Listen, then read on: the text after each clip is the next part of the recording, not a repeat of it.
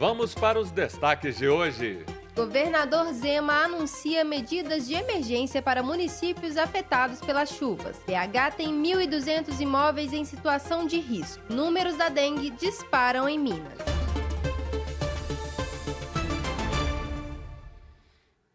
Belo Horizonte tem muitas nuvens com pancadas de chuva isoladas. A temperatura mínima foi de 17 graus e a máxima pode chegar a 25. A umidade relativa do ar está em 88%.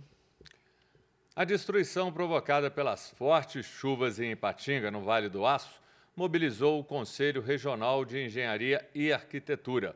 Profissionais embarcaram nesta manhã para a região. O governador Romeu Zema do Novo estava presente no embarque e falou com a imprensa também sobre as ações emergenciais do governo. Os detalhes com o repórter Nilton Lopes.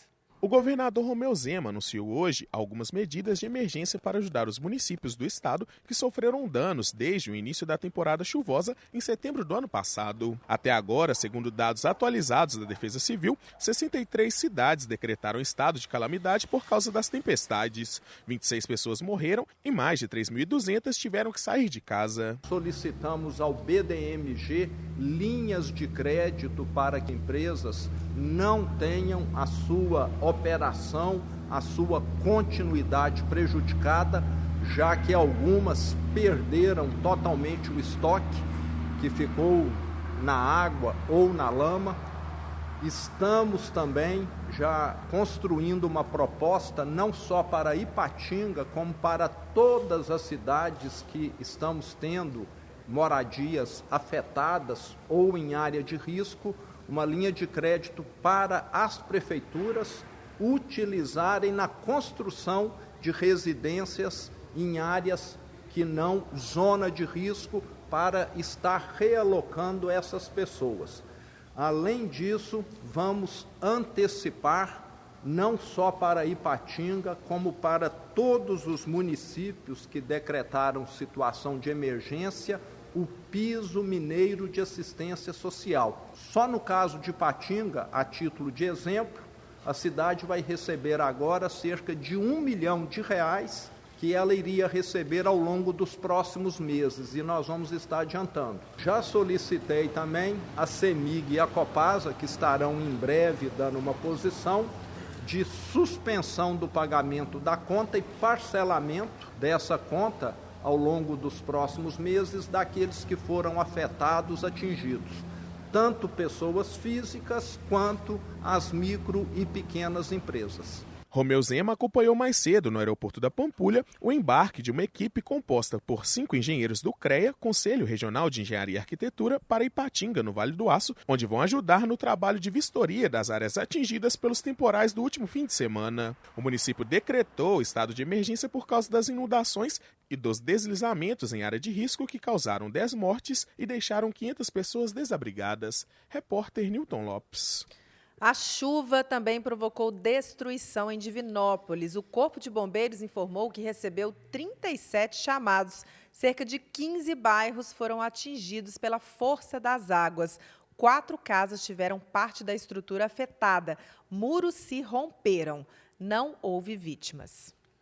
Na rua Ibituruna, no bairro Ipiranga, carros ficaram submersos e situação semelhante aconteceu no bairro Interlagos, onde foram contabilizados 18 veículos debaixo d'água. Também houve registros de inundações nos bairros Vale do Sol, Nações e Rancho Alegre. Os bombeiros resgataram 2 pessoas acamadas dentro das casas. O Centro Nacional de Monitoramento e Alertas de Desastres Naturais informou que, por causa da chuva recorrente, ainda há risco moderado de deslizamentos e desabamentos em Belo Horizonte, Teófilo Otoni, Ipatinga e Governador Valadares.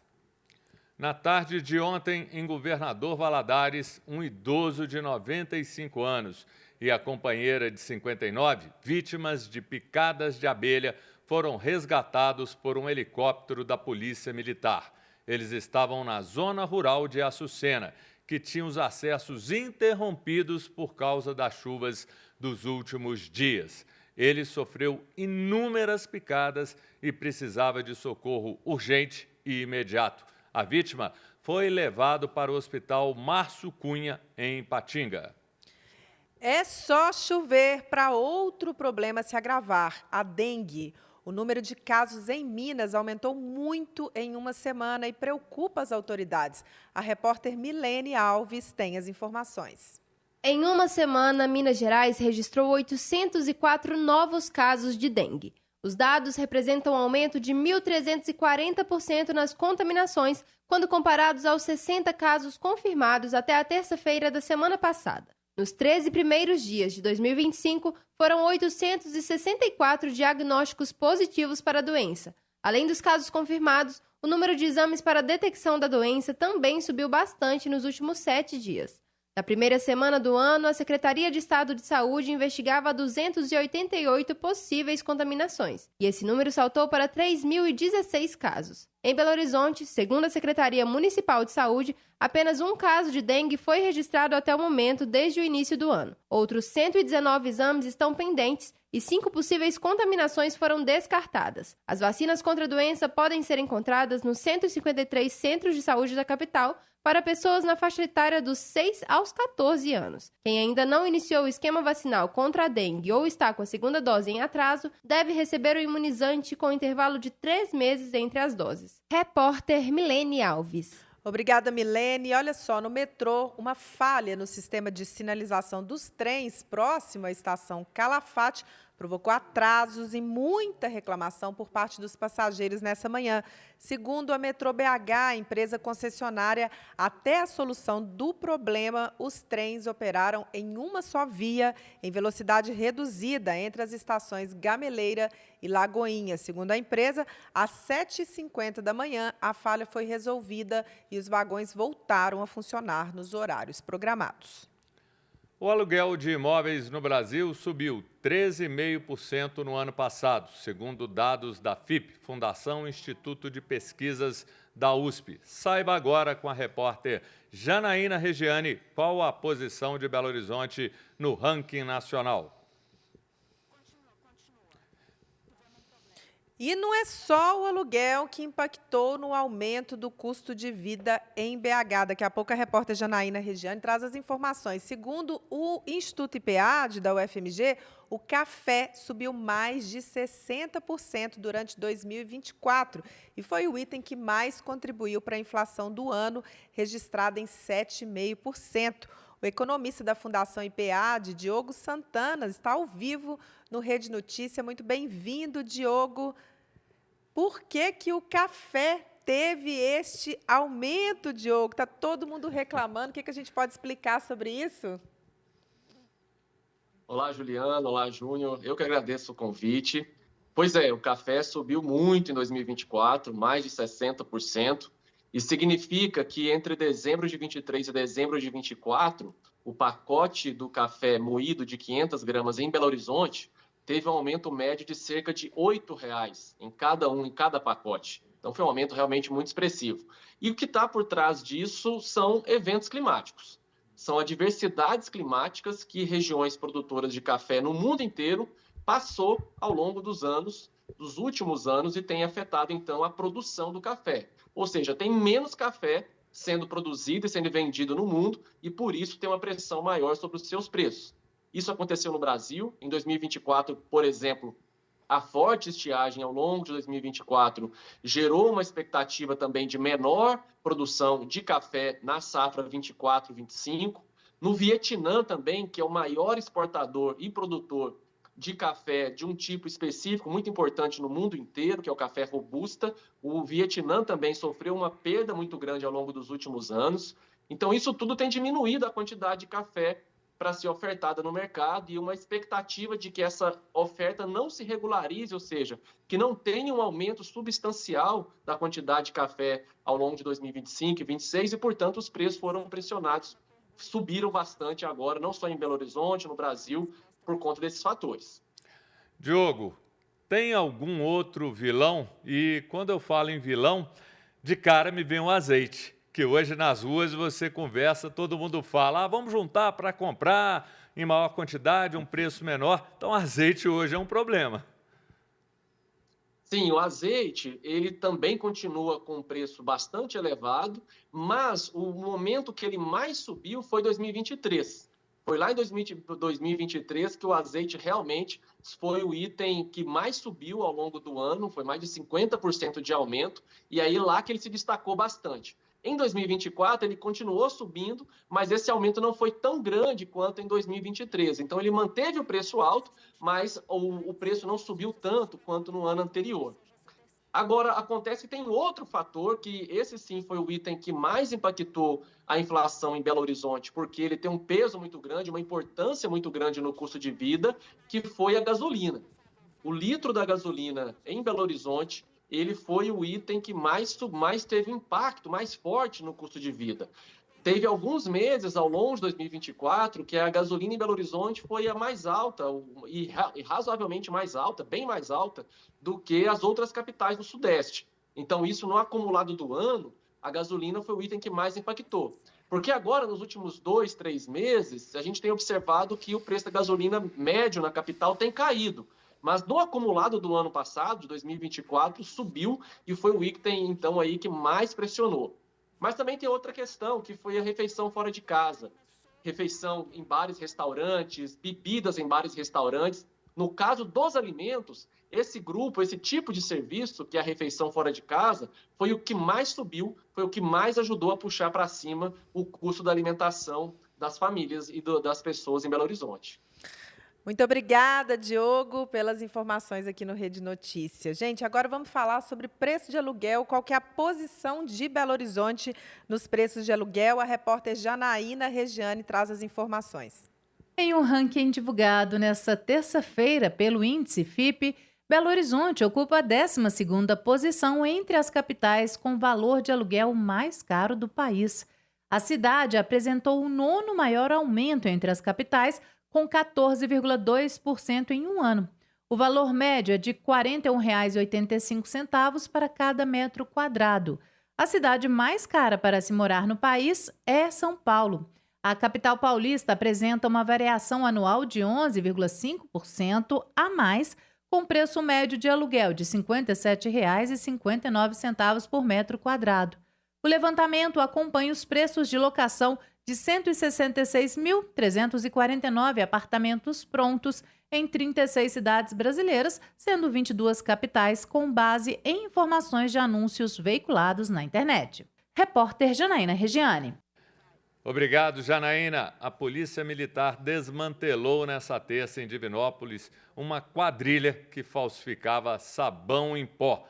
Foram presos 2 homens e uma mulher que controlavam a contratação de pessoas, divisão de funções, transporte e pagamentos. A PM informou que chegou ao local, um galpão localizado em área rural, após denúncia anônima. Segundo relatos dos informantes, havia movimentação suspeita de veículos de grande porte, transporte de passageiros e forte odor de produtos químicos. A PM encontrou 2 micro-ônibus com funcionários da fábrica clandestina. Também foram localizados grande quantidade de matéria-prima, equipamentos para produção, embalagens e produtos prontos para serem comercializados. E no próximo bloco, Cruzeiro joga clássico nos Estados Unidos e Força Nacional será enviada a Rondônia para conter ataques a ônibus.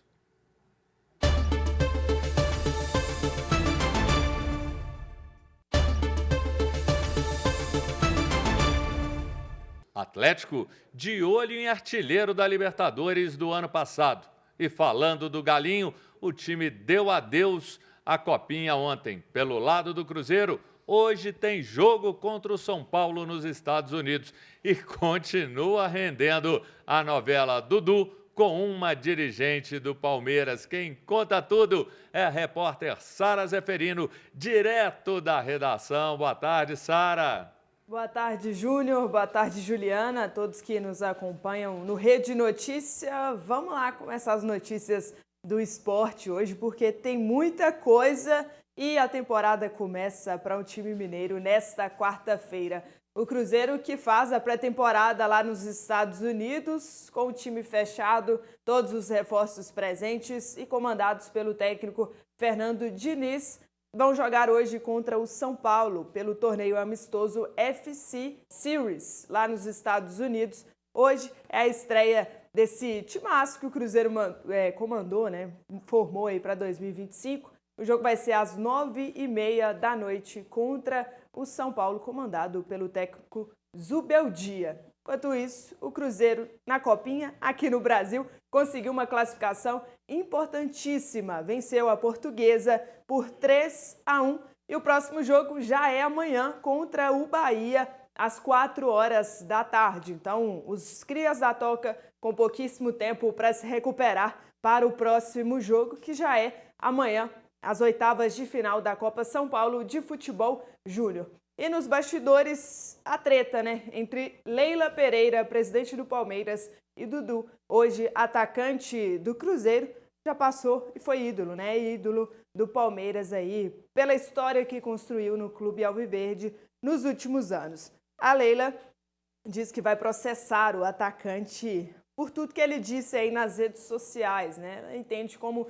difamação e também desrespeito e machismo por parte do jogador de futebol. Então é uma treta que a gente trouxe aqui ontem e ainda pode render alguns novos capítulos aí, esse atrito entre Leila e Dudu, né, Júnior? Agora, falando da parte do Atlético, chega hoje lá nos Estados Unidos, onde também fará a pré-temporada. Enquanto isso, aqui no Brasil, os bastidores seguem agitados aí para o Atlético, que quer 2 atacantes. Coelho, do Atlético Paranaense, a negociação está caminhando aí, mas passa por um impasse em relação ao zagueiro Igor Rabelo, que não quer ir por empréstimo para o Furacão. E Júnior Santos é o outro alvo do Atlético no mercado da bola. O Botafogo, time do Júnior Santos, né, pede por 8 milhões de dólares para liberar o atacante de 30 anos. Vale essa grana toda, Júlio? Vale, é um bom jogador sim, viu, Sara? Gosto, faz gols, pode ser importante se der certo a negociação. Obrigado, Sara. E nesta quarta, o governador Romeu Zema, do Novo, disse que não vai aderir ao programa de pleno pagamento da dívida dos estados junto à União, o Propag, caso sejam mantidos os vetos do presidente Lula. O Propag foi elaborado pelo senador Rodrigo Pacheco, do PSD, e sancionado ontem. A partir de fevereiro, o governo federal vai pagar uma bolsa mensal de R$ 1.050 a estudantes dos cursos de licenciatura que ingressarem no curso via Sistema de Seleção Unificado, SISU. A medida é chamada de Pé de Meia Licenciaturas e faz parte do programa Mais Professores de Incentivo e Valorização da Docência. Juliana, ótima medida. Eu gostei muito, estou pensando até em voltar a estudar e virar professora. Não só por causa da bolsa, mas porque, gente, o desafio é gigantesco no Brasil, né? Para você ter uma ideia, Júnior, eu vi um dado hoje falando o seguinte, que no último Enem, 14.900, mais ou menos, estudantes, né, fizeram inscrição para poder cursar algum curso de licenciatura, né? Professor de História, Português, Matemática e tal. Mas só 5.000 fizeram matrícula depois que passaram. Olha para você ver. A gente sabe que as escolas, né, os professores têm um desafio gigantesco. Ninguém mais quer ser professor no Brasil. Verdade. Então, eu acho que quando a gente chega nesse limite, o governo realmente tem que fazer alguma coisa para incentivar. Eu sou professor, falo muito sobre isso, porque é uma profissão que ficou meio largada de lado. E nem sempre é valorizada, nem pelas escolas. Por isso, é muito importante esse tipo de incentivo. O Ministério da Justiça e Segurança Pública informou hoje que vai enviar a Rondônia um efetivo da Força Nacional nos próximos dias. O objetivo é auxiliar os órgãos de segurança pública estaduais a conter os ataques criminosos registrados principalmente na capital, Porto Velho. Ontem, a cidade amanheceu sem transporte público depois que 3 ônibus foram incendiados por facções criminosas. E no Rio de Janeiro, as forças de segurança realizaram hoje mais uma operação com foco no esquema de lavagem de dinheiro e financiamento do Comando Vermelho. 3 suspeitos foram mortos em confronto e 11 pessoas foram presas. 5 seguem foragidas. Na África do Sul, em uma mina ilegal, 88 corpos foram retirados em 3 dias de operação. Equipes de resgate encontraram ainda 84 sobreviventes. A mina de ouro tem em torno de 2 quilômetros de profundidade e está localizada a 150 quilômetros de Joanesburgo. A polícia local afirma que pode haver outras centenas de pessoas no local. O presidente deposto da Coreia do Sul, Yoon Suk Yeol, foi detido hoje para prestar declarações sobre a imposição de lei marcial, imposta em 3 de dezembro. É o primeiro chefe de Estado sul-coreano a ser detido em exercício. Diante da Polícia Civil, ele se manteve em silêncio.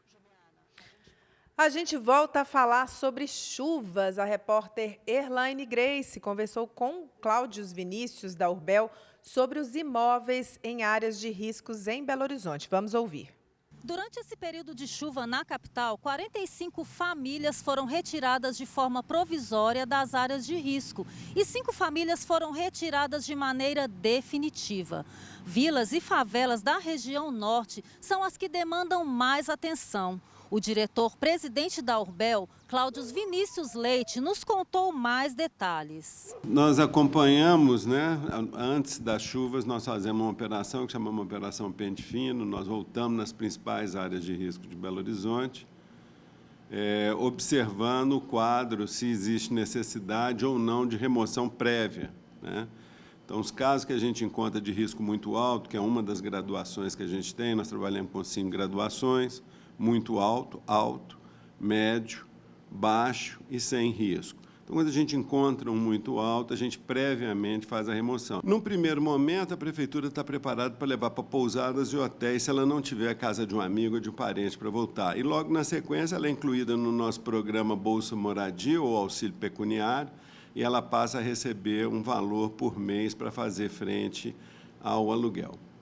A Urbel trabalha com os núcleos, esses núcleos de defesa civil, nessas operações pente fino, que a gente passa e nós temos presença constante, é uma gestão de proximidade, e uma gestão também de responsabilidade compartilhada, porque a gente não faz defesa civil sem a participação da sociedade, porque, em última análise, a prefeitura tem grandes responsabilidades, de fato, é o principal agente na defesa civil, mas existem decisões que só a pessoa ali naquele momento pode tomar, a prefeitura não pode tomar por ela. Por exemplo, se ela vai se arriscar com o carro dela numa enxurrada ou não, ali é uma decisão dela.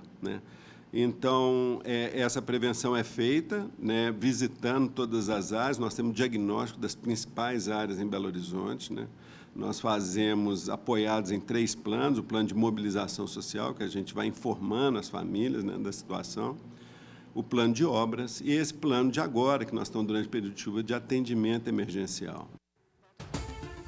Obrigado, Erlaine. Termina aqui o Rede Notícia, uma produção da Rede Catedral de Comunicação. Não deixe de nos mandar sua mensagem ou vídeo. Contribua com Rede Notícia no nosso WhatsApp 31 99680 2910. Até amanhã. Boa tarde, até amanhã.